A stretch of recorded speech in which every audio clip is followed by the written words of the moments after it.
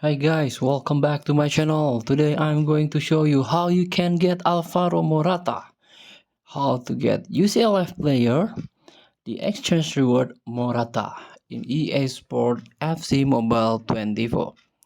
So before we start, I made this video is for beginner new into this game. Still confusing how you can challenge the event, how you can complete the quest, so you can get ton of reward from this game. Let's get started by tapping the club, tap the exchange. And this one, Alvaro Morata, he is part of UCL group stage exchange. Tap it. Alvaro Morata, he is striker from Spain, playing for Atletico Madrid. Tap the trade, he is part of UCL group stage live player with work attack medium and work defense medium. And with OVR 85, so it's pretty good. And especially if you are playing manager mode, he's pretty useful. Let's get back.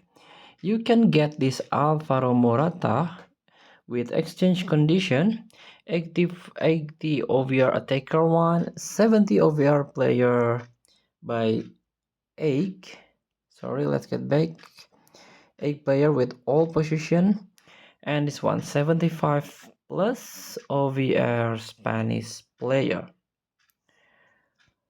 And if you have all, you can tap this exchange button.